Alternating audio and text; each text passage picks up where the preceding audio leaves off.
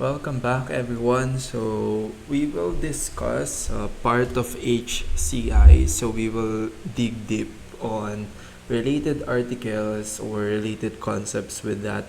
So, we have discussed in HCI different things, but mainly it was uh, kind of a deep process in which we define different ways to understand, uh, evaluate, prototype, and different phases of design. So, such as discovery and then implementation. So, different ways to look at design. Now, we will gonna look on the most useful design practice, which we are uh, we kind of touch about this on interaction design in practice, in which we combine the design principles with agile methodology.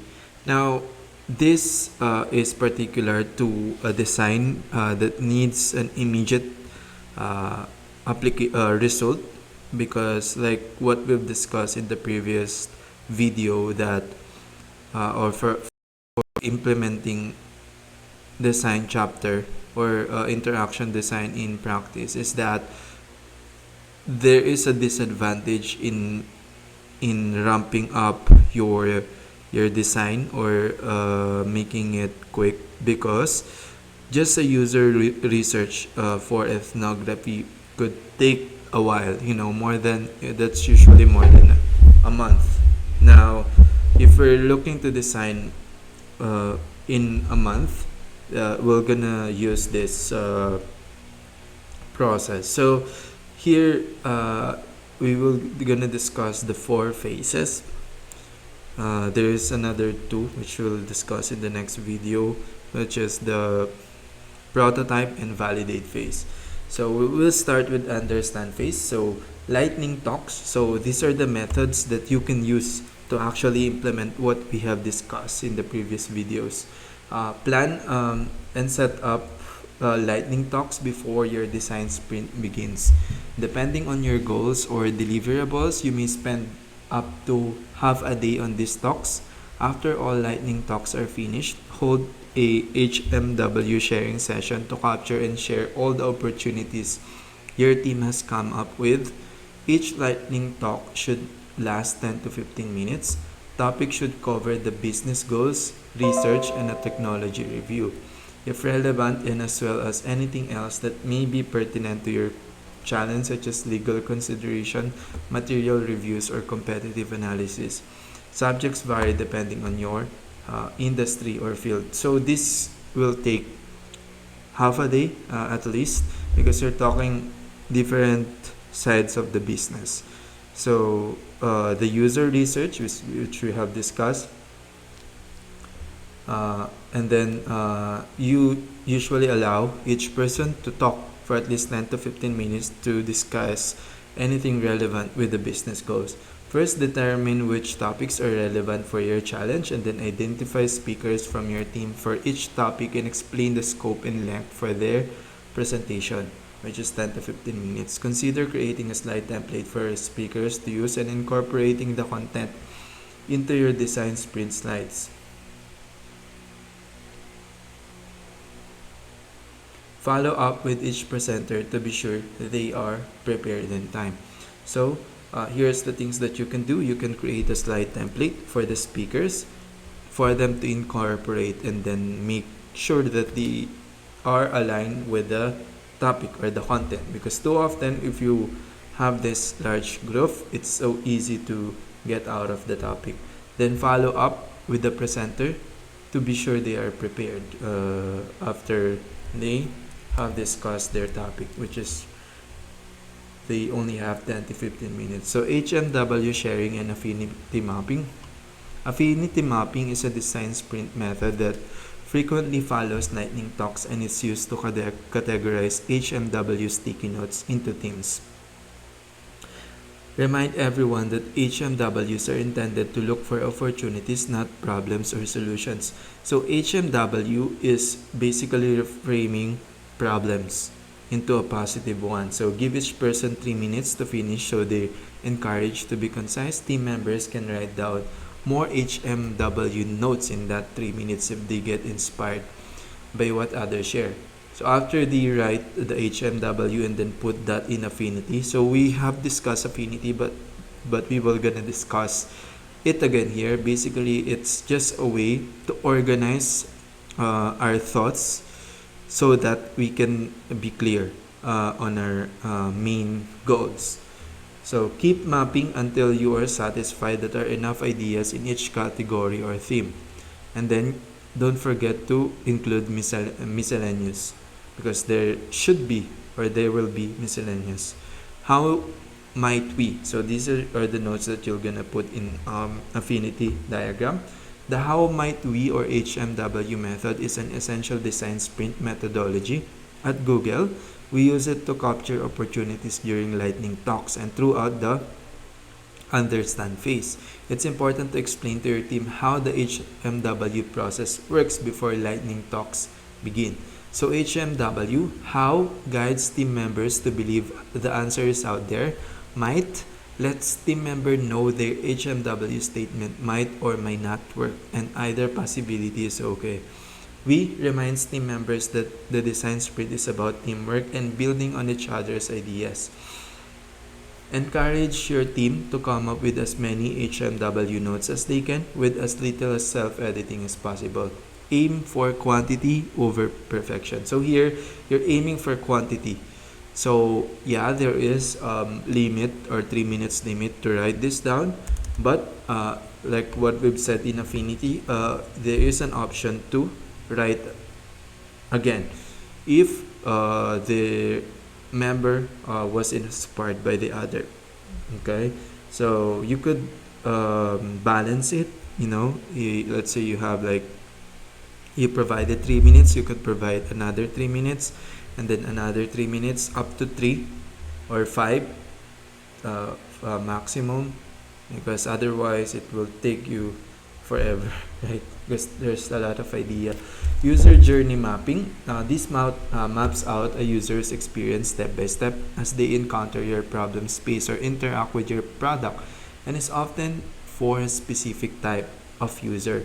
So it's we have discussed this in the previous video, but in the previous video we're looking for cognitive walkthrough, which is on specific task. Here on the specific type of user, I would like comment on this that it's often more beneficial to focus on scenarios, because sometimes the user does not really matter. The characteristics of the person that's interacting the product. For example, someone like we're thinking about the user, for example, that wants an app, a mobile app that will help him order food in an airport, because he usually travel like 4 times a year, so it's a lot, and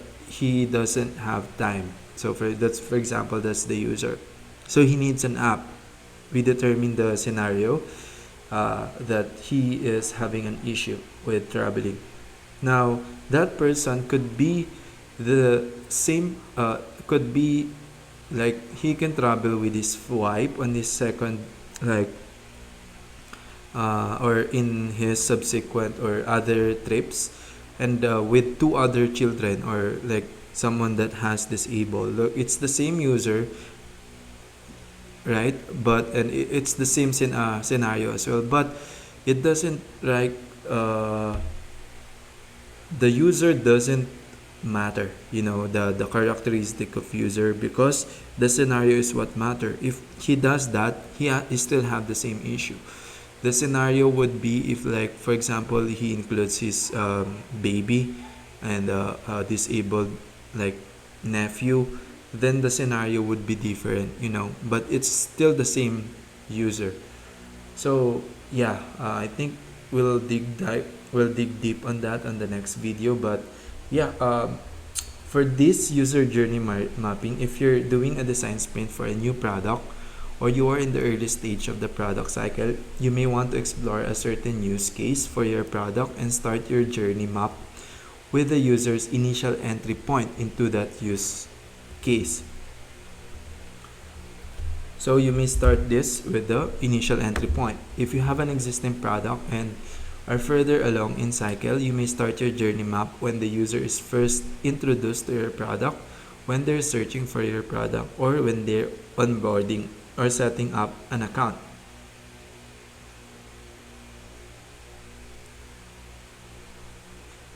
So there is a lot of like first touch with our product. It could be onboarding or setting up an account. It could be searching your product. It could be an old user that will just buy or buy the product again. So start with user's first entry or entry point to your product experience. Add each step in the journey until the user's goal has been reached. Include descriptions for each step and highlight pain points along the journey. So that's important, each pain point, because you need to be detailed, and then you also need to like want to get the need or the want, right? The pain point, because that's the reason, or the UX problem, the one that we've discussed in the previous video, that UX is actually just solving what is the customer's needs or wants to get into their goals. Experience mapping starts with the first moment the user has a need. For example, I'd like to get in shape, or I think I might want to make a job change. Then list out each step that they go through to try and fill their need currently. Include descriptions for each step and highlight pain points. You can also add in layers for platforms, mobile, desktop, or environmental factors. So it's kind of like comparison with the existing company. Some later we will discuss that, but that is basically trying to find how your competitors' user get to their goals. So in this case, you're just trying to mimic your user's experience on their step by step, kind of like this user journey mapping, but this experience mapping focus on a more broad and detailed sense in a way, because you're not trying to search a product, you're trying to define what's really the customer wants or need. So I'd like to get in shape instead of I'd like to use, for example, mind body tutor to. So instead of that detail, you're going over the why, which is I'd like to get in shape, which could have multiple ways to execute. And also you're also getting this platform that they are using. So it's a more high level, but at the same time detailed type of user mapping. HMW voting. It follows affinity mapping. The main goal of voting is to highlight the most compelling opportunity areas for your users and help the team focus on the best ideas. The team is not trying to narrow down to one idea, but rather to quickly prioritize across all opportunities. Each team member gets 3 votes represented by dots. They will add to the sticky notes they like. People are allowed to vote on their own sticky notes. It's okay to put more than one of your dots on the same note. Vote on the individual notes, not categories. The team will pay more attention to the sticky notes with multiple dots. Now, you're giving 3 votes for each participant. Now, this is being done after the affinity clustering. So, affinity clustering is basically organizing the HMW ideas that we put in the note, and then voting is basically voting on the best idea or the team think is worthy of prototyping.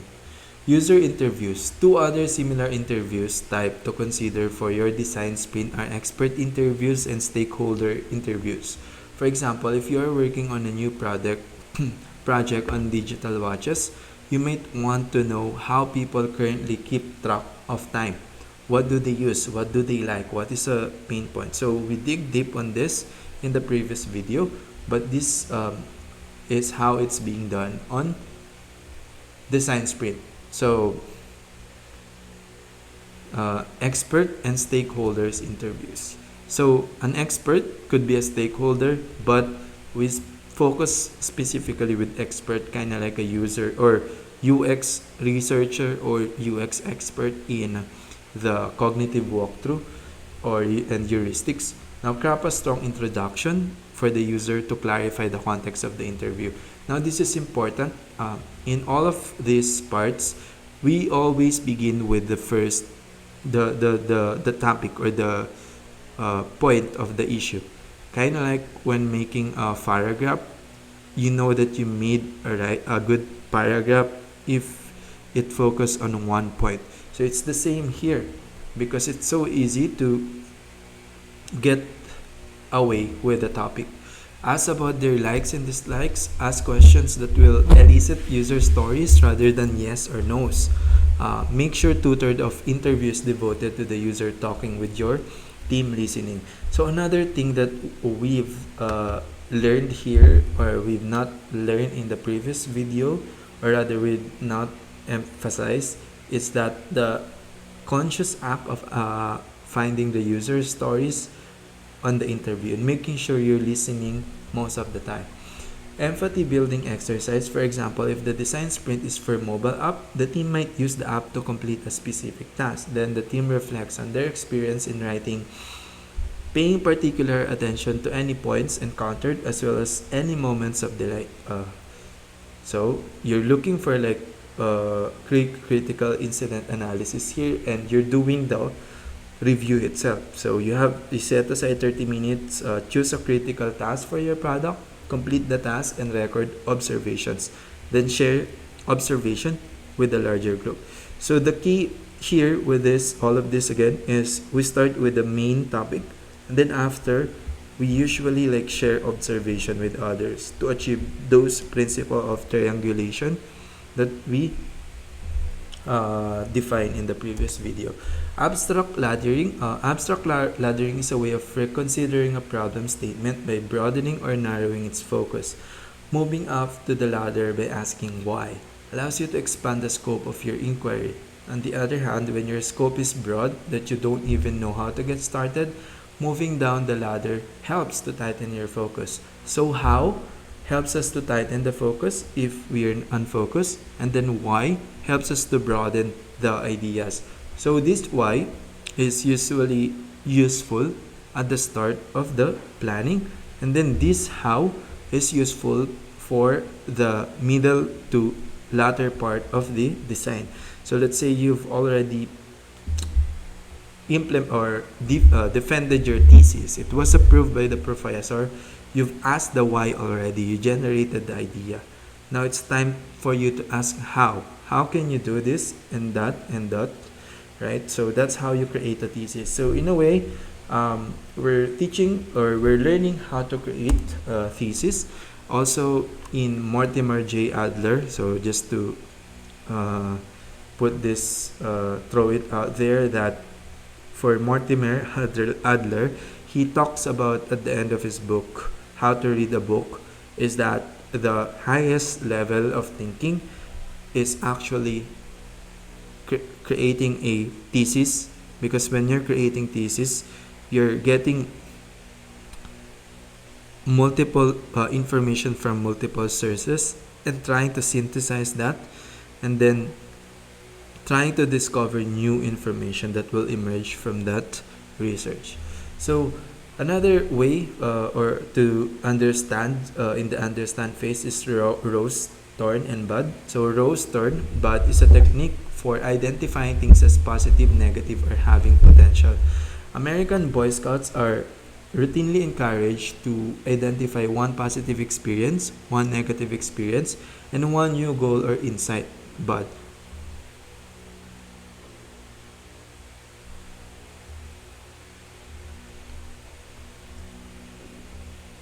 Alternatively, You can code various items that are represented on posters or diagrams by tagging them with sticky notes as roses, thorns, or buds.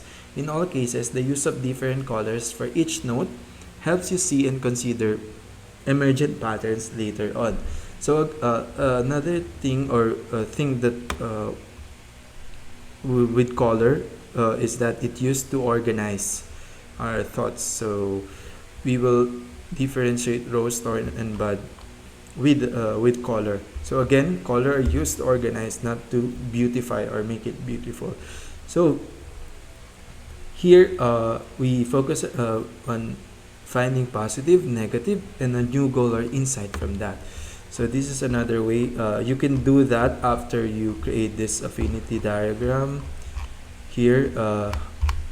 So you can put this rose or color in that affinity diagram, and then you can also create this from scratch, which you identify the positive, negative, and then insight. So invites the benefits, invites input from all members, facilitate productive discussion. So all these techniques, what it does, it secretly helps us facilitate productive discussion, which eventually achieve triangulation. So this seems simple, but this activity or game or idea helps us get out of our comfort zone. So identify a topic again, explain the topic and the color key, instruct each person to generate many data points, include one issue, insight or idea per sticky note. Tell participants to write multiple items per color. So the quantity is the key here again. So let's say you have created this HMW already, then what you can do is you can put multiple colors. Sorry. You can put like one issue or one, and then one positive, one negative, one positive, and one idea per sticky note. And then you use color coding for those rose, thorn, and bud. Importance or difficulty matrix. So here is the difficulty and then the importance. So these help us, let's say if the affinity diagram didn't work, we can use this to prioritize or categorize our chaotic mind. Just kidding. So, but yeah, it's actually that in a way we're trying to make sense. They say that genius is about making sense of chaotic data or complex information. Making thoughtful decisions is a challenging yet essential part of making progress. So, it's challenging sometimes to get overwhelmed with this data, but in order for us to move forward and make progress, we need to do or prioritize things and boil it down in a step-by-step process that will allow us to move forward. Kind of like reading increasingly complex books, right? You're deliberately practicing from one step to another. So identify a project again, mix a poster showing a large quad chart, label horizontal axis importance or impact, label x-axis difficulty for cost to execute. Consider the quadrants where items get placed.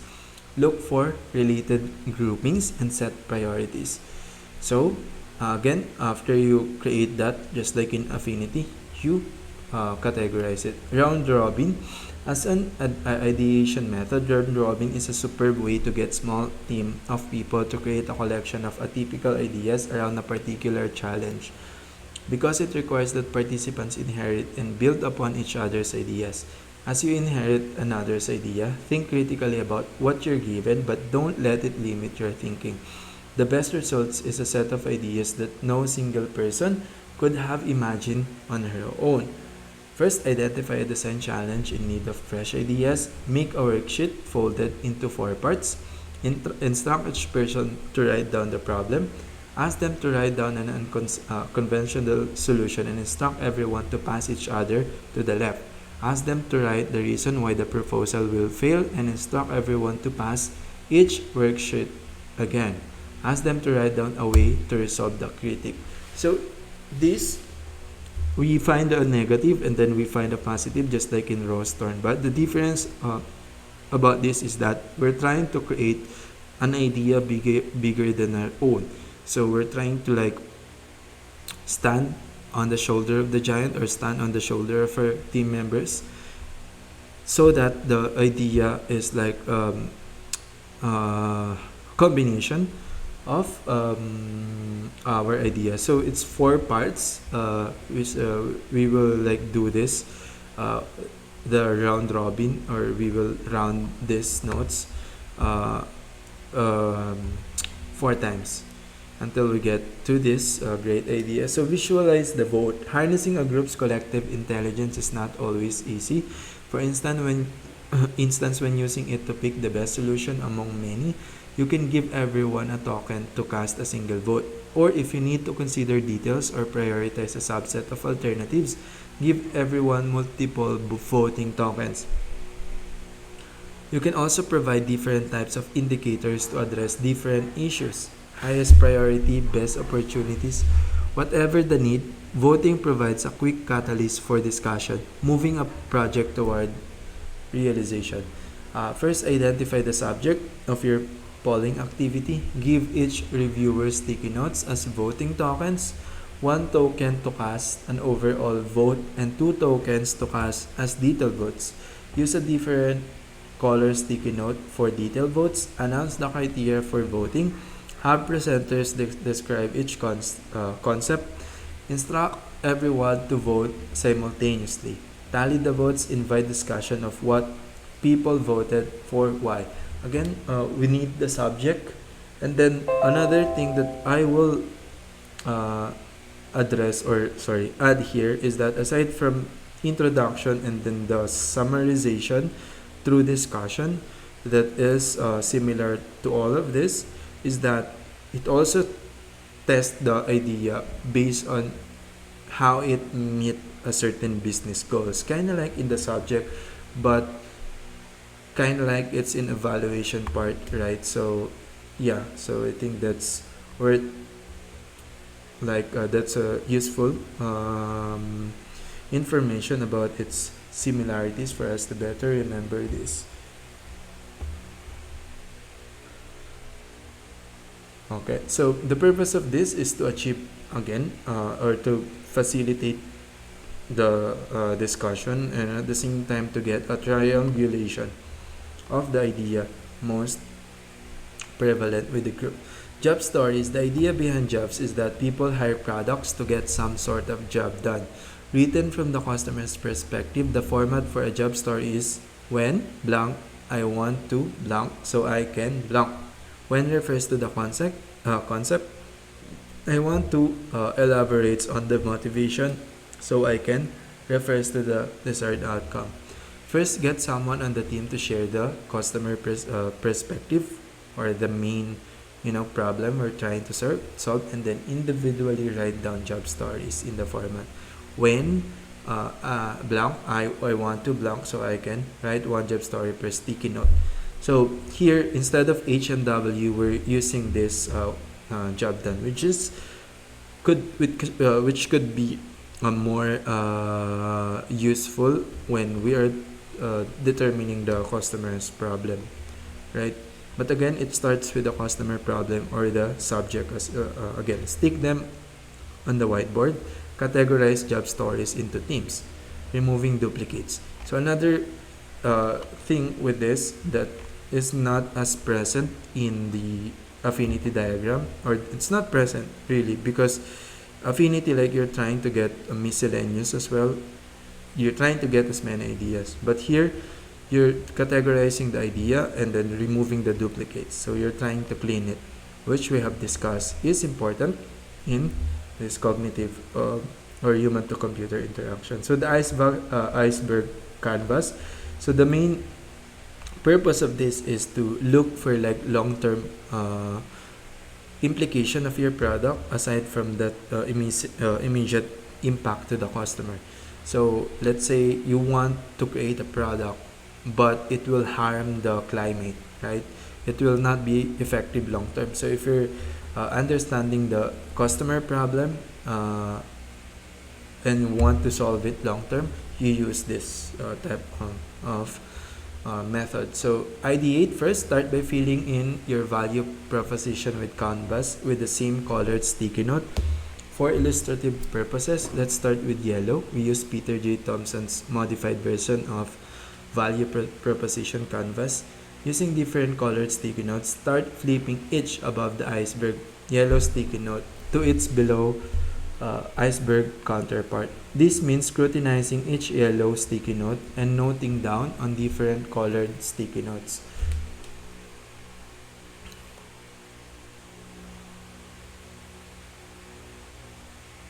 So you have two sides of the paper here. When you flip it, that is where the iceberg or its implications of that particular design for the user. So this means scrutinizing each yellow sticky note and noting down on different colored sticky notes.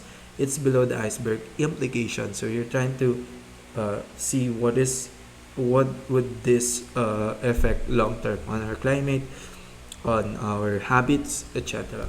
Questions to ask at this stage. For example, like it will help you, this product will help the customer achieve its goal, but it will fuck their health, they will make them smoke. Like, would this short term really help them long term?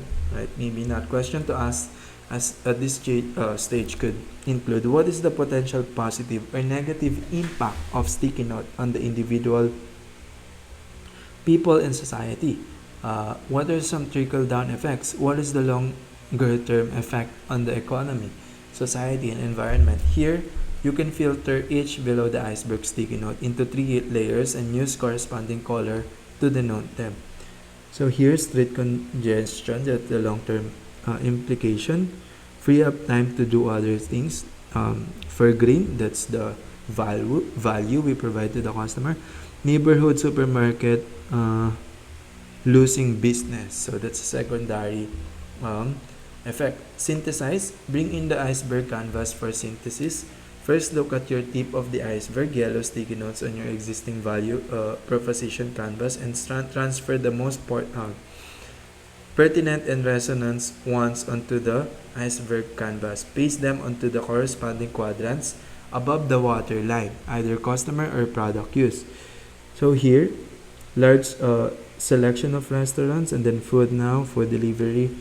Basically, we're trying to make sense of the value proposition. So we put this once we created this yellow or something, the value, right? We put that at the top. That's the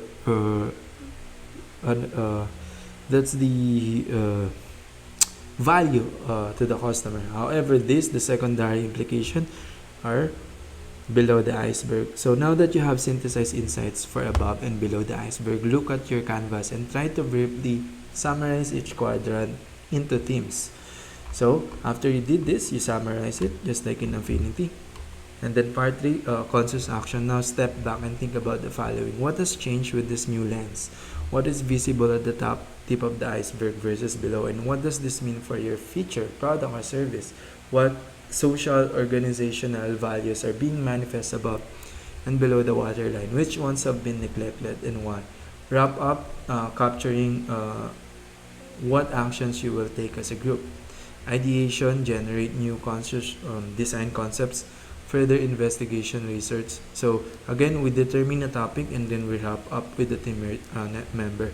Communication with internal or external teams, product or service, development. So this type of like designing are better, is also great to do in your own life.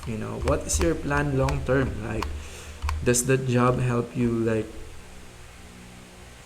be healthy and then stay energetic long term, or does it like suck your energy? So affinity clustering. So this is how we group those affinity that we've created. Sometimes in the midst of a project, an overwhelming amount of information or ambiguity threatens to bog down the pace of progress. Whether analyzing research data or considering creative ideas, you can do this method to organize items into logical groups. It's an easy way to bring order to chaos.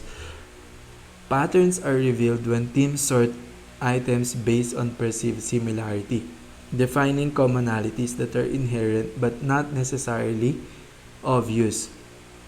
So, when we do this, a patterns reveal or similarities that may not be obvious if we don't categorize it. So that's the power. Small act of grouping actually makes us see things that we have not seen before. So these are particularly important, or in any project, ambiguity or difficulty or confusion bog down the pace of the progress. So in that case, it's helpful to categorize or do this methods. It's like cleaning. It allows us to focus our attention or to see the goal, like the act of cleaning or organizing. So this is actually what we mean, or in deep details, by the salient information that we keep talking. So the attention has two, or the attention has two parts. We have good attention if the environment or the salient information helps us to focus.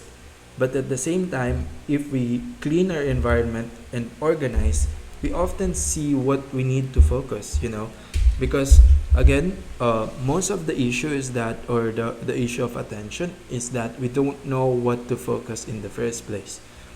So how do we do that? Usually we need to clean, organize, or categorize. Categorize and organize are, I would include them in one word now, because it's just so useful to categorize things. I mean, yeah, but that's based on this research that we've been doing. Categorize is useful to it's useful to see categorization as organization. So again, we need to balance this with our goals, right? So sometimes we are over organized that we actually don't do anything. Maybe that's not the issue after all. Maybe we don't have the right goal. So identify a topic for consideration, gather a data set, research findings, ideas, etc. Record each item on a separate card or sticky note. Consider using color to code different types of data. Form a team of collaborators and pick a facilitator. Have one person describe then place an item. Invite others to place similar items in proximity. Repeat pattern until all items are included.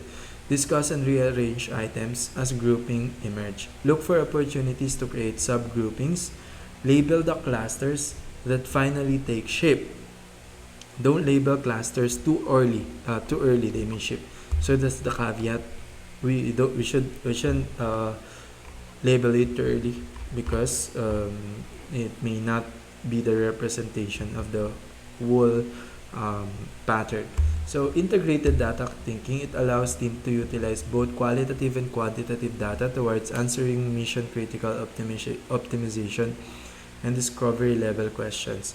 It ensures that data analysis stays grounded in the question at hand and creates a simple common visual language that can align stakeholders from across teams, functions, and silos, regardless of their level of data literacy. So here, we're utilizing qualitative and quantitative that will allow us to communicate to all stakeholders. Integrated data thinking is utilized to bridge the first ask and second analyze steps of sudden compass and lock sprints.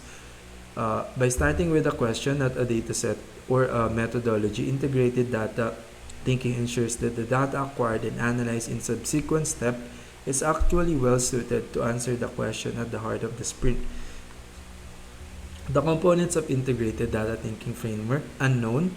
Discovery questions are about variables that are emergent or unclear, where we cannot retrieve an answer from a known data set, like what is the future of mobility? Where are the new market for self-driving cars? Known questions are about variables that are already clear, well understood, and could likely be answered via an existing data set. Which feature is most popular amongst our users? Thick data, qualitative questions cannot be answered by a number and often involve a dimension of why or how. Why are sales declining? Uh, uh, the data points for qualitative data are presented in the form of stories through photos, videos, quotes, text, and drawings. Big data, questions can be adequately answered by a number, percentage, or ranking of a set of options. How many of our customers are using this specific feature? Or which of our pricing tiers is driving the most revenue growth? The data points for qualitative data are presented in the form of statistics and numbers through charts, spreadsheets, and graphs. So here we divide. You can think of this as the affinity. Like once we're done with the affinity diagram, we categorize that. We can further categorize it to make sure that we're bridging the ask to analyze phase, that we have the right data. What is unknown here? What is known? What is thick data? So thick data is the qualitative, big data is the quantitative. So what are the statistics, right? So and then we grab it here. And then directions. Create and print a 2x2 grid such as this, available in Google Slides. So the x-axis be labeled unknown on the left and known optimization on the right. The y-axis should be labeled thick data on top. So identify questions that is timely and relevant to your team or organization. So again, we're gonna start to get to the directions. You start with one point or one focus. What one customer problem are you trying to solve? So it's useful in like thesis as well. For example, you're creating your thesis. You don't need to like create the thesis in a whole day or in a whole week. You just need to ask how, like if you're in the analyze phase already, you've created the thesis or the title. You just need to ask how, like what are the features that you can add, or code that you can add in this phase that will help you move forward, right? So these are very useful. So this could be a predefined business or research question or human question that emerged from using business question to human questions method. So business to human questions, we will discuss that later, but basically we're instead of like asking how did the customer purchase this product on our website, we're gonna ask the question, what is the customer goal? What is the customer wants, for example, to buy this. So it doesn't necessarily be on our website, it doesn't necessarily be on our product. Maybe there's other way to achieve that goal. So write this question on post-it note. Decide where your question falls in the spectrum from unknown to known and qualitative to qualitative. Place it in the appropriate quadrant of the 2x2 grid. Use the result placement to determine the appropriate research approach. For example, qualitative or discovery, ethnography; qualitative or optimization, targeted interview or focus group; quantitative or discovery, exploratory data analysis; quantitative or optimization, A/B testing. So we've discussed this in the previous video. I would recommend you checking that on how to use the specific type of data gathering for a specific data that we're looking. Repeat above process for other timely and relevant questions that your business needs now.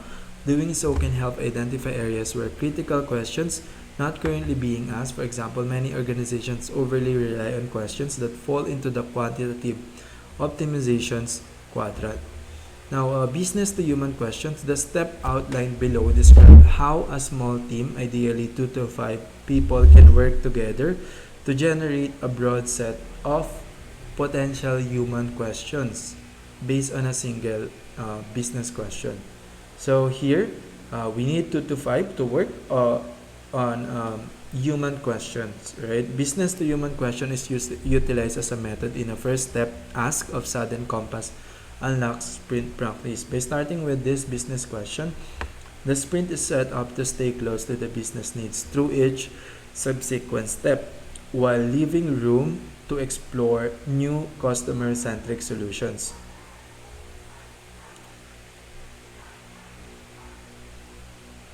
Okay, so first we start with the business question, and then next we will convert it to a human question. Begin by aligning on a mission critical business question that is relevant and important to the assembled group. For example, how do we increase the sale of our product in Q1?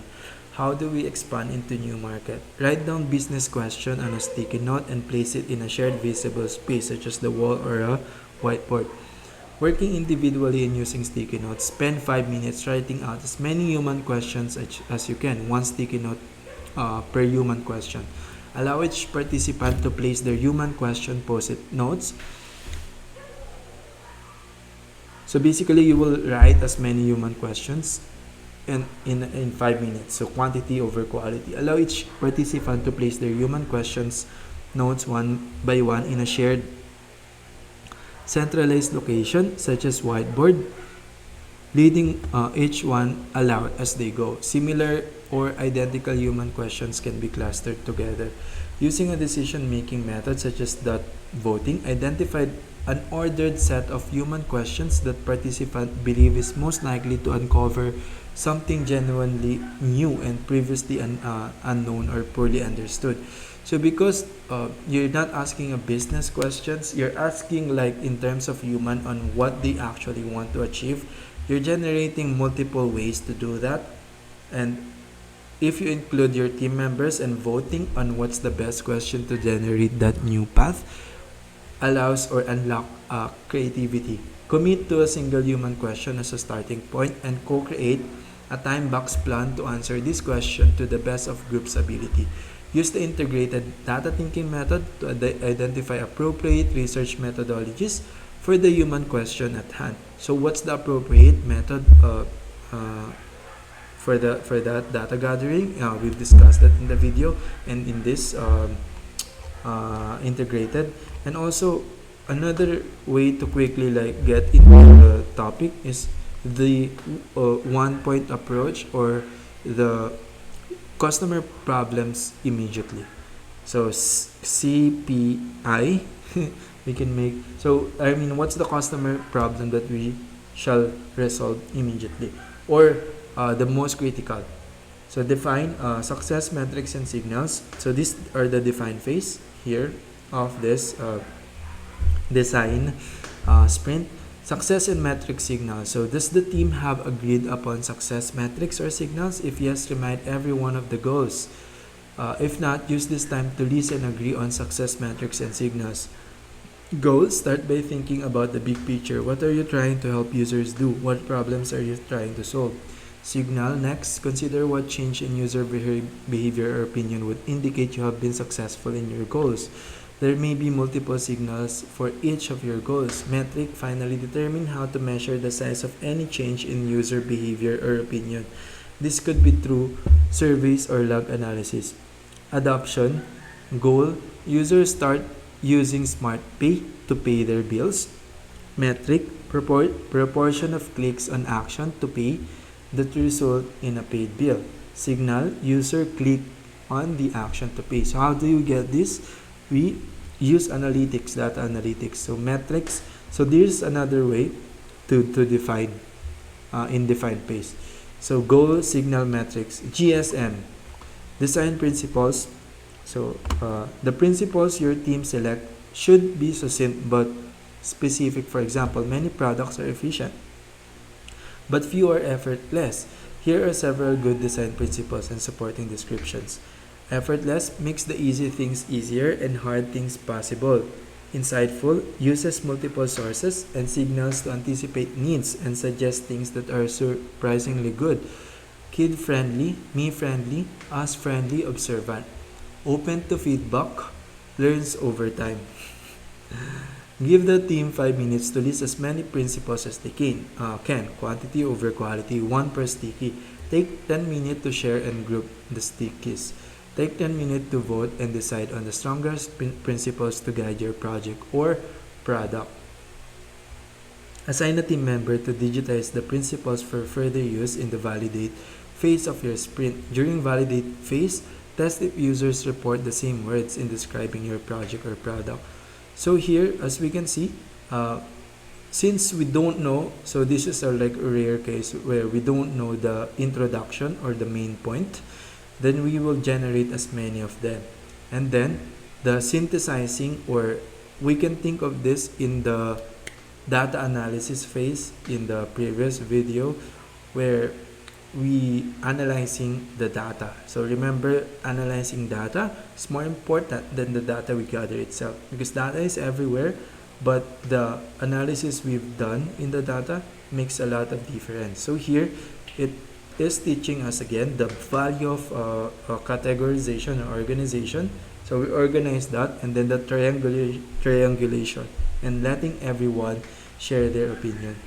And then we use this, the definition or introduction that we've defined in our the start, which is in the understand and define phase, to test it against our product. The golden path. This path should be the ideal default and not focus on the exception or errors.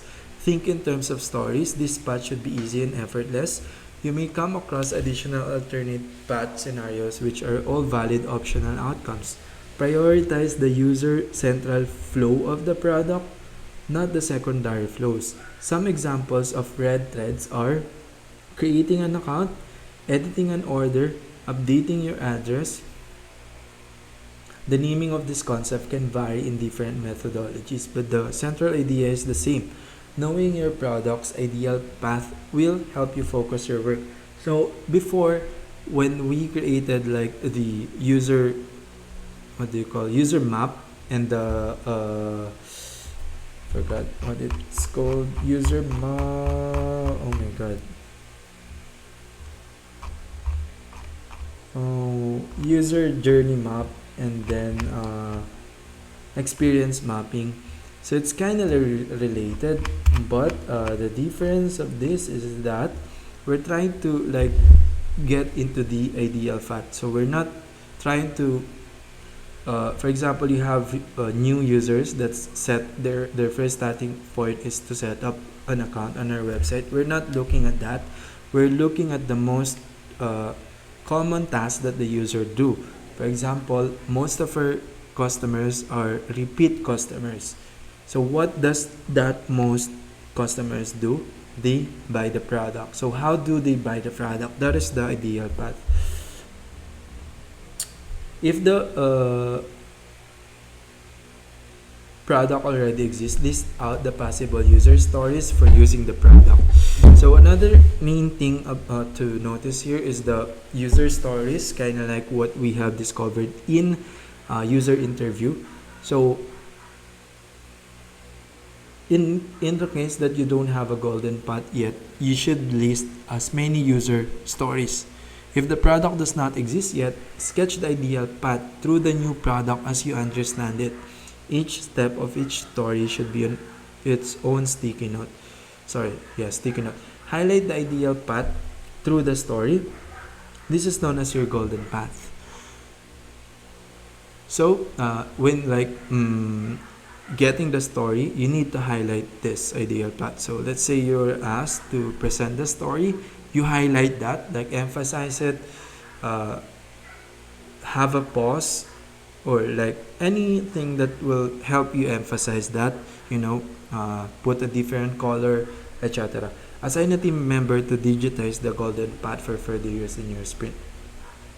Future press release, state of the problem and customer definition. So imagine you're releasing it to the press. So here's the format: state the problem, and customer definition, overview of the solution and customer definition, details of the solution, why we did this in our own voice, why customers love it in their voice, how customers get started using it. And then when writing it, it should be a structured format, not an open-ended creative writing exercise. Write in accessible language, no acronyms. Incorporate quotes from real people, including yourself. Keeping it one page or shorter. Positive in tone, not finally we fixed or now this doesn't suck. Avoid competitive comparison but emphasize differentiators. Think sketching, a balance between compelling and throwaway. So a sketching, it's a balance of between compelling and throwaway, which we will discuss later. But uh, as you can see, guys, the main point again in this define and understand phase, we're trying to make it positive because it's easy to go negative in the problem. We cannot solve this problem, let's move on to the next, right? So that's the importance of like framing it in a positive way. It actually help you produce solution. So introduce the challenge of writing press release to the team. Ask participants to take 10 minutes working in groups and create their own version of the press release. Take 20 minutes to share, compare, and select the best components from each group. Pick a target. This exercise is about finding the point in the customer journey that is most critical to get right. Kind of like the what's this? Integrated data thinking. You're like kind of like it may not be the critical that you need to fix now, the most critical. So it is not, they are not really the same, but most of the things that we need to do immediately are really the most important, right? Why would you do things that is not the most important unless you're trading for like long-term issue, right? So yeah, that's the benefits of having to like use our brain to analyze the pros and cons in this case. It's not like this or for this automatically and then this and for this method is for this. We really need to take depends on our context. So it's where the highest risk of failure and biggest opportunity for success lies. The rest of the sprint flows from this decision. After completing the journey map, place the highest voted opportunities on the map. Here, find a point on the map that has the most number of opportunities and one that seems like a high risk point in the customer journey. Circle the target. This will serve as the focal point for the rest of the sprint. Personality sliders. It can be used as a decision-making factor for voice and tone, look and feel, and any external communication. The way it works is simple. You position your company between pairs of extremes. Typically, you want to be either end of the spectrum for at least a couple of traits. So, you want to be in this trait or in extreme for some trait. Typically there should be an extreme. So that's the typical behavior of that. Draw a diagram on the whiteboard with 5 ranges. So here, elite, mass appeal, serious, playful, conventional, rebel. Hand the participant dot sticker to cast their vote on each slider pair. Discuss any slider where there might be disagreements. Ask the decider to cast the final vote and plot their final choices on the whiteboard. Business model canvas. It was from Lean Startup. You identify it in a business perspective. So another thing, that's the reason why it says typically, there's a lot of meaning behind it, because usually when we're doing data analysis, we're trying to find a pattern, right? We're categorizing things that seem to emerge based on the previous research. So typically means is that this tend to happen that when people are creating these extremes, if done right, usually there's an extreme either in both sides. So that's what it meant. I don't know if you guys understood that, but let's move on. Business model canvas. Key partners, key activities, value proposition, customer relationship, customer segment, key resource, distribution channel, cost structure, revenue stream. Assumption mapping. Outline your team's desirability assumptions. Ultimately, you're asking, do they want this, by asking the following questions.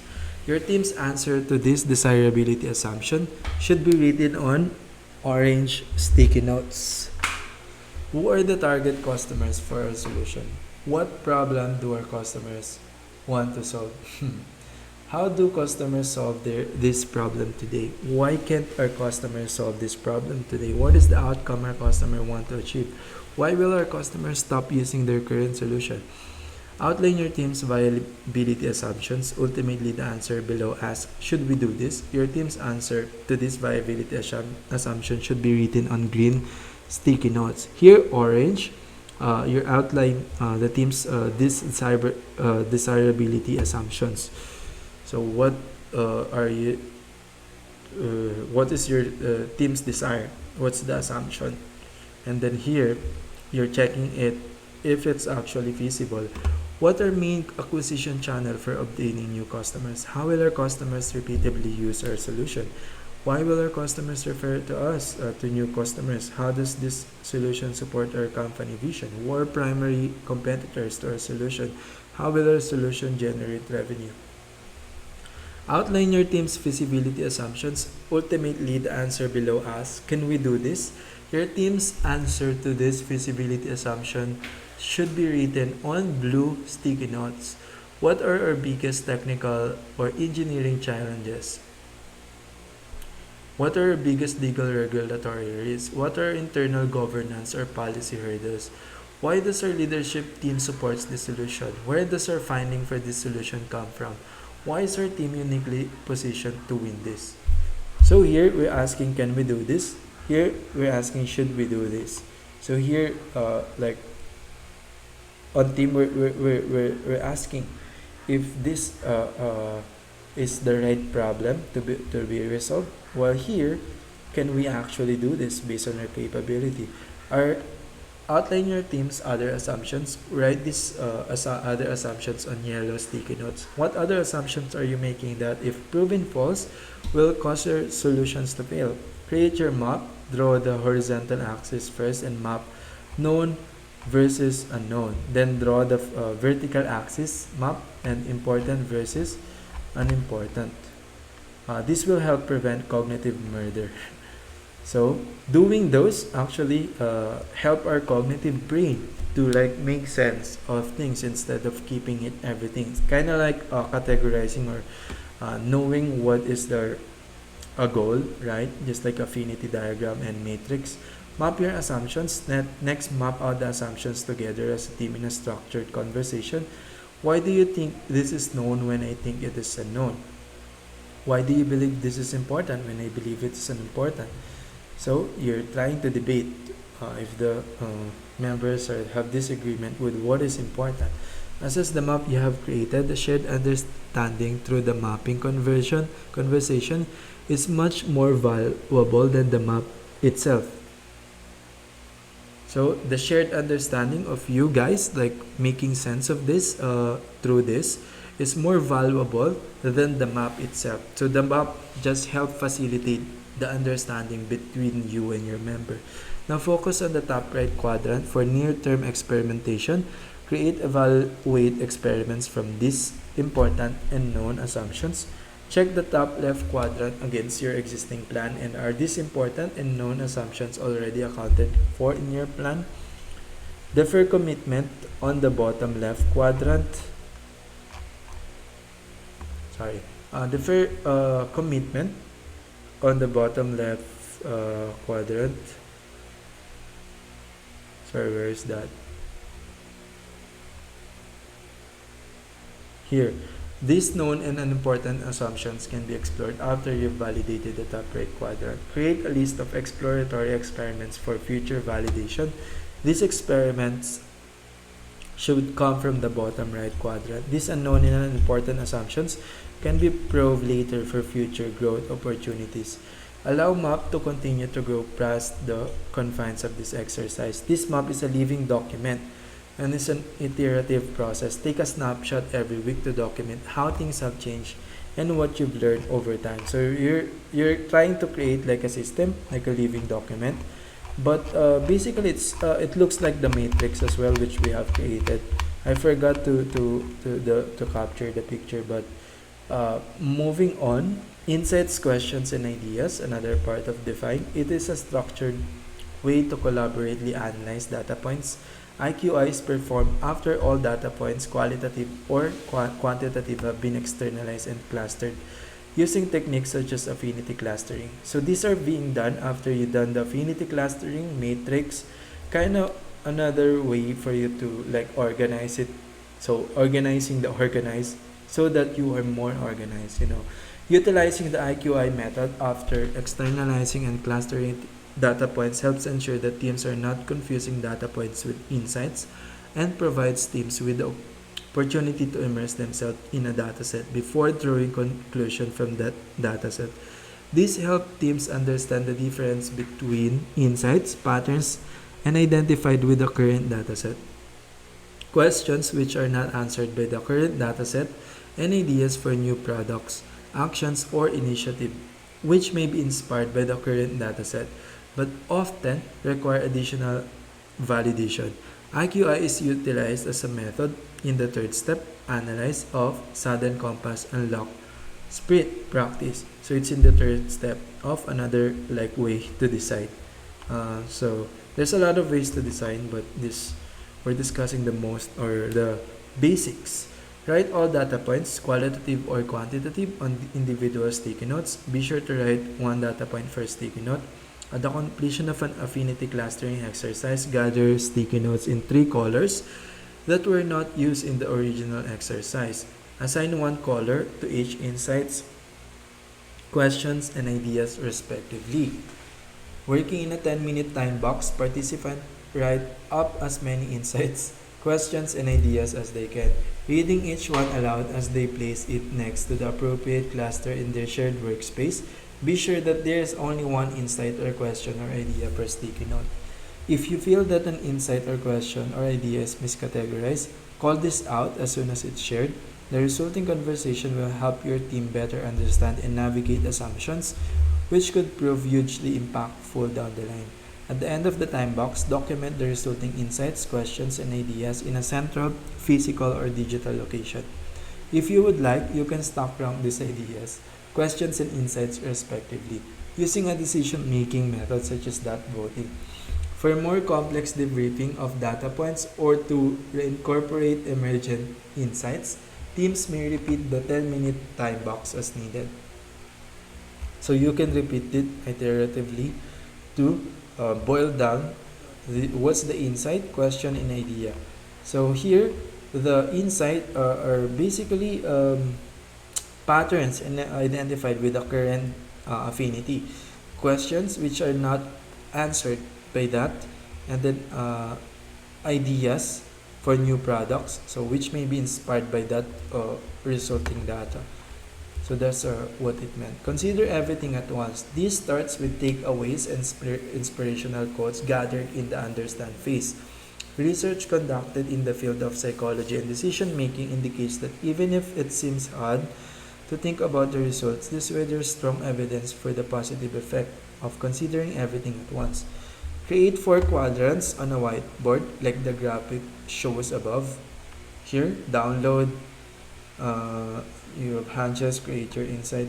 So you're creating all this, the understand, the affinity, the H&W, the matrix, the insight, basically everything that we have created at the start are here. So create 4 quadrants on a whiteboard like the graphic shows above. Fill the top left quadrant with your understanding from various understand sources. Visualize them concisely. Order notes in the first quadrant if necessary. Discuss and name recurring themes. Add these themes to the top right quadrant. In the top left quadrant, write down the hatches that occur along the process. In the bottom right quadrant, write down the perspective changing insight statements from the group. So kind of like an idea here, but here it was described as insight that could revolutionize the product. So recurring themes, that is the pattern, which here. In the bottom right, write down the perspective changing insight. In the bottom left, hunches that hunches, so like the new idea or the new problem that was discovered along the process. Then the group can add and change things in each quadrant as needed. So these are iterative process as well. It's a living document, which is basically amazing. Sketch. So the third part of this design pattern, the warm up comparable problem. So as the team, so we've discussed this in earlier. It's almost the same for comparable when we are, I forgot what's that part, but there's something in understand phase that allows us to like look for like comparable uh, problem, and then it's also included in the sketch. So the warm up or ask team members to research industries related or in parallel to your project and to review similar business problems and their solutions. This can be assigned as homework at the end of the understand phase or completed during the sprint. Each person will then have 3 minutes to share their examples with the group.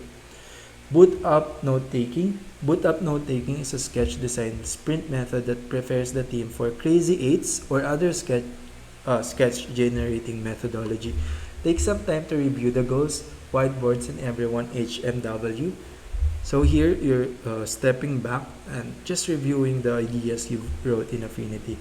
Write a list of ideas that you find compelling and want to explore. Crazy Eights. It's a fast sketching exercise that challenges people to sketch eight distinct ideas in 8 minutes. The goal is to push beyond your first idea, frequently the least innovative, and to generate a wide variety of solutions to your challenge.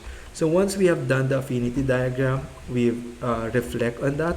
Now we need to create another idea to be more organized or to generate more ideas. So based on that, but now we are standing on the previous ideas that we created on the affinity. Each team member folds their piece of paper and fold it into 8 sections. Individually, each team member sketches one idea in each rectangle, trying their best until all sections are filled.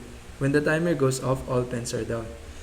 Crazy Eights, sharing and voting. After the entire team has presented their sketches, hold a round of voting. You're not choosing the idea you're moving forward with yet. Instead, you're reading out any sketches that aren't feasible or won't help the user. So again, this sketching is like another way of like us cleaning. So we're voting again what are things that's feasible or things that we like and we don't like about this, and then removing that from that sketch. Put up each sprinter sketch on a wall or a whiteboard one at a time so everyone can see them clearly. Each person has 3 minutes to talk through ideas they generated and answer any questions other teammates may have. Give each team member 3 votes. The team member will have 5 minutes to indicate the 3 most compelling ideas by voting on the specific sketches, not the entire paper. So I just want to throw this, it's almost like 1 hour and 12 minutes. Before we finish this, I just want to like give you or like share some things that I've realized recently is that we know that the act of teaching is the best way to learn. That's why we're doing this. But we don't know what to actually teach if we don't know anything. So the way to do that, I figure out, is like this, taking notes, boiling this into like 1 to 3 sentences per point, and then organizing it based on my own understanding. So basically making the notes on my own, but at the same time, by doing or separating that in sentences, paragraphs, we are able to bite that into chunks, which essentially is like this, it's like affinity diagram. You can compare that and then clustering it. So in clustering, you're trying to make sense of the sentence that is, or the sentence that is most appealing or that makes sense to you, that helps you make sense of this another idea that's being proposed. Then you do that step by step to learn anything, right? So yeah, I just want to share that because I think that is so powerful. The team will have 5 minutes to indicate the 3 most compelling ideas we want on specific edges, not on the entire paper. So they have 5 minutes to indicate what's the most compelling ideas on that sketch. Now, solution sketch. In this exercise, each team member spends more time articulating what idea they are most interested in, regardless of the most popular ideas identified from the Crazy 8 sketches. So, regardless if you have created that great idea in that activity, you need to prioritize. It's okay to sketch a new idea or a combination of ideas, and a sketch can even include other people's idea. So this is sketching, kind of like generating idea again on the understand phase, because you're trying to boil down, you're trying to go wide, we're also trying to go deep, if you know what I'm saying, because you're standing from the affinity diagram, but you're trying to prioritize it, but at the same time trying to go wide and then be open as possible. So select the idea from your own or others you think is best. Flesh out the idea in a detailed sketch. Use multiple frames, pictures, and words in your sketch. This will help you communicate your thoughts to the team. So multiple words, the more words, the more less ambiguity you get. Pictures provide more detail. So the more detail you provide, the better, because it will stand the idea on its own, so that the member won't have to think about what that means in the boot up note taking, where the members are reviewing. Now in decide phase, present solution sketches. This provides an opportunity for the team to gain better understanding of the intended solution and suss out the difference from similar ideas. In order to make this efficient, give each person a maximum of 5 minutes to present. So to make this efficient, 5 minutes is enough. So the reason why there's a timer is because it helps us be productive, kind of like Pomodoro, or I forgot what's that law. There's a law that the lower or the smaller the time, the we tend to be more productive if we have a deadline. So here in Decide, we're trying to weed out now the ideas. So hang everyone's sketches up on the wall in the same way art is presented in a gallery or museum. Each person has 3 to 5 minutes to present their solution.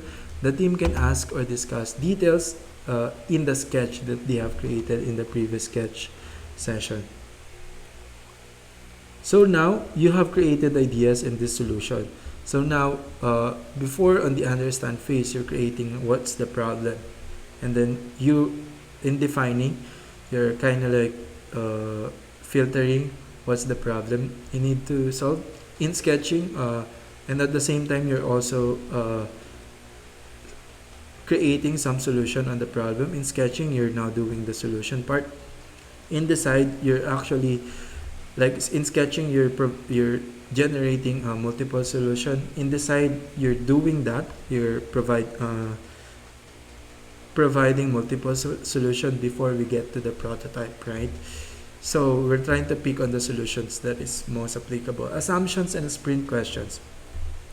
The assumptions and sprint questions method frequently follows the presentation of solution sketches in a design sprint. For example, assumption: this voice activated interface assume users are comfortable speaking to their phone.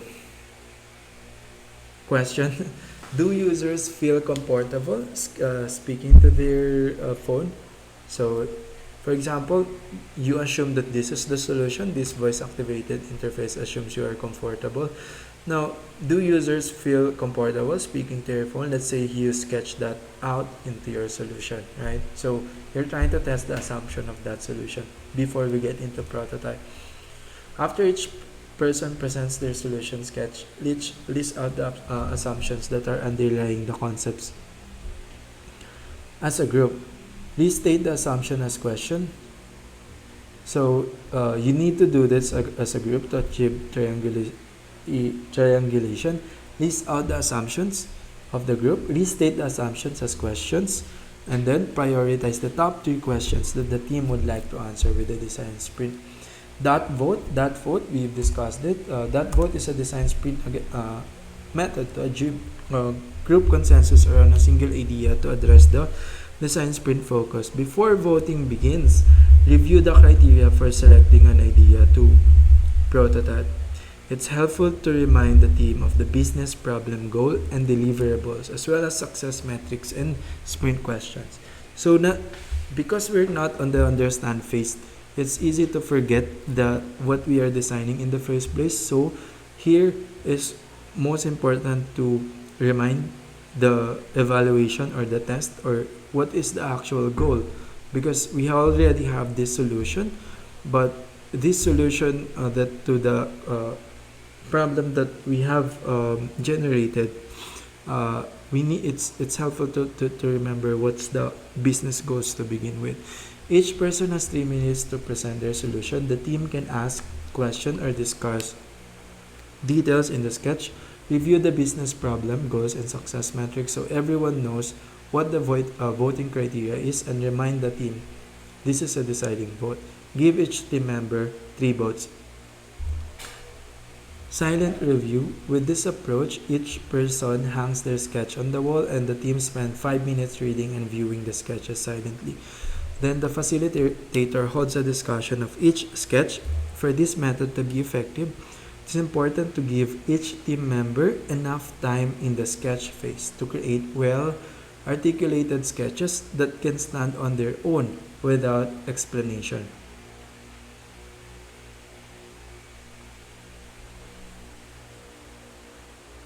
So, you need to give each team member enough time. So the reason it's silent review is to give everyone an equal time, because often, like we've discovered in a focus group, there's one or two dominating the discussion.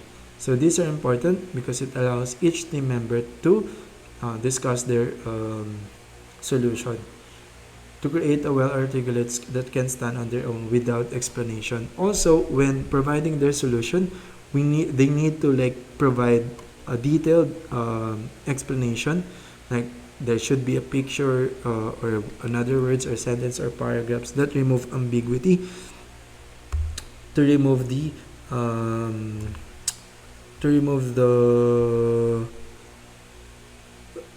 need for them to talk, right?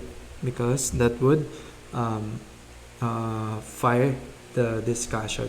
So hang everyone's sketches up on a wall in the same way art is presented. The sprint master leads a discussion of each sketch, allocating 3 minutes per sketch. The sprint master leads a discussion. Sorry, I repeated this. Oh my god. Review the business problem, the goals and success metrics, confirm the voting criteria, and remind the team this is a deciding vote.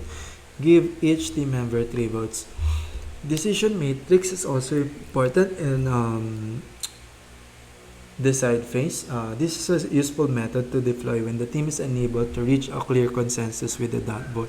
So as you can see, we don't just use this matrix in the understand phase. We also use this to in deciding phase, because it's not only in the understand phase we get stuck, right? So we use this tool whenever we get stuck in the design phase process, but especially useful in the decide phase. Okay, so here, select the most useful criteria for evaluating your ideas. For example, if you're looking at impact for effort, label the y-axis left as impact, with high impact at the top of the axis and low impact at the bottom. As a group, plot all your ideas along these two axes, discussing which ideas fall into the high impact or low effort and high impact or high effort ranges. Once your matrix is mapped, remove any low impact ideas, whether low or high effort, and vote again. So after you do that, you remove. So that's the process. You create, you prioritize, you remove, or you clean for us to get until we get to that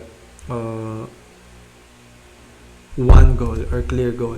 So as you can see, the process of cleaning, organizing is iterative process until we get clearly on what we want. Heat map voting. Heat map voting is a design sprint method to zero in on features or ideas the team considers impactful. In this method, team members get an unlimited amount of smaller dots and can use as many dots as they want to vote on specific features in all the solution sketches versus voting for an entire sketch. This should be done rather quickly, take no more than 5 minutes for it. The intention is to create a heat map on the sketches that show which features the team as a whole thinks are worth prototyping. This is generally followed by a discussion of the features and then a round of prioritization voting. So after this, you need to vote again. You're trying to as it was said here, to create as many dots to emphasize what's the most important. Use smaller dots, smaller than those used in the dot vote. Remind the team that they're not voting for an entire solution sketch, but for features within the sketches. As ever, prior to voting, review the business problem, the goals, and success metrics so everyone knows what the voting criteria. Be sure to remind them that this is a deciding vote. Note and vote, similar to the silent review and vote method, this alternative exercise gives each team member a more equal voice. With this approach, each team member writes down their sketch vote on a sticky note and then shares it by posting it to the wall.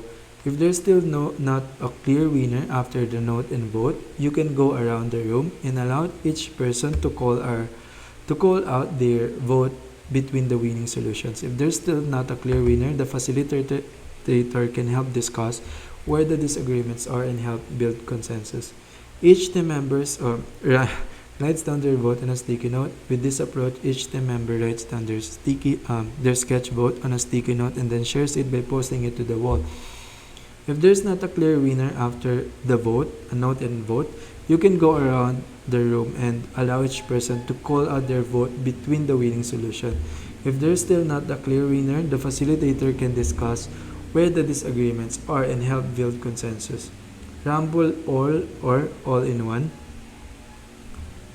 The rumble or all in one design sprint method is useful when there's more than one winning solution sketch. So we're on all these techniques, we're trying to develop 2 to 3 ideas with this solution sketch that available, but it's like this kind of like rambling to really get to the 2 design solution if still the member can decide what's the best. It's often possible to continue to combine a number of ideas into one prototype. If you choose a rumble, you will need to consider how to present the 2 opposing ideas to your users. Will you need to create an alternative brand or product to make prototype believable? Allow extra time for writing your validation interview script. So if you have that, you may combine these 2 solutions, but if not, you need to consider how to present this to the members, and then will you need to create the alternate brand to make the prototype believable? So you're trying to fight against those available solutions. Action planning, which is the last part and the longest. Action planning is a simple method for teams participating in a sprint to identify concrete time-bound actions they intend to take as a result of the sprint's learning. This exercise can be useful add-ons to sprints that are geared toward creating a specific deliverable such as product prototype, but might have implications for other teams and initiatives. For example, a team might utilize a customer insight from a user interview to guide the creation of a product prototype at the end of a sprint. But that insight could have implications far beyond the creation of that specific prototype, both for the team conducting the sprint and for their colleagues in other parts of the organization. Action planning helps sprint participants identify other steps they can take to socialize new learnings and magnify sprint reach and impact. So what's the problem here? So the problem is that sometimes the team utilize a customer from an interview, and then they let them guide that to immediately create a prototype. But that could be misleading because it could have implications far beyond the creation of that specific prototype, both for the team and conducting the sprint. Note that all planned actions should be as specific as possible. For example, general action items such as socialize the learning from the sprint or plan a follow-up sprint should be avoided as they are too broad and vague. Instead, try to be specific. Who will be involved and in what time frame, such as schedule 30-minute meeting with Adriana from product by Friday, January 10 to socialize insight about music listening patterns. So as you can see, we identify concrete time-bound actions they intend to take as a result. So it's a useful add-on to script toward creating the prototype. So basically, you're trying to be detailed so that it remove the cognitive load of trying to understand the big, kind of like the solution sketch that you write in Affinity Diagram needs to have pictures and details and sentence and paragraph. You want to also do that into the action action plan. Action plan is utilized as a method in the final step, act of sudden compass unlock sprint. By concluding with an action planning, the sprint is designed to achieve an impact beyond its immediate duration in participants. Retrieve the business question you documented at the beginning of your unlock sprint. Take a moment to realign the theme to business question.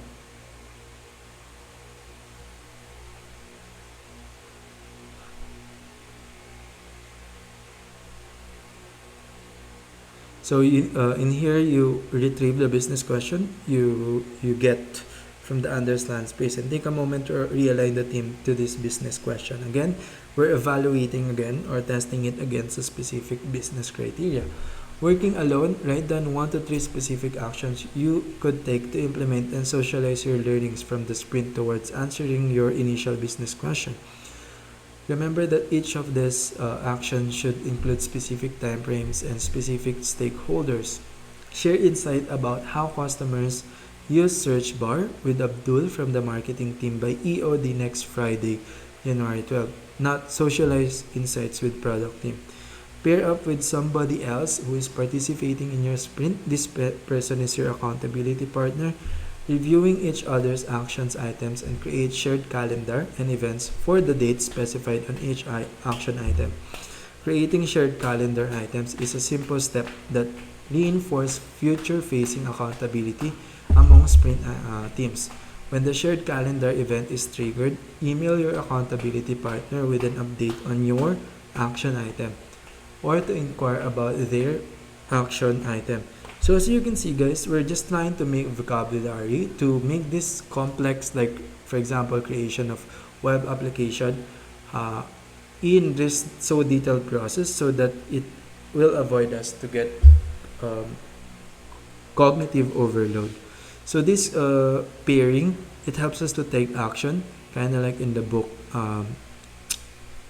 of Nassim Taleb. I forgot what that meant, but accountability, guys, is important for us to take action, as well as boiling down the step the big project in a smaller parts. Again, guys, thank you for watching and see you in the next video. Peace.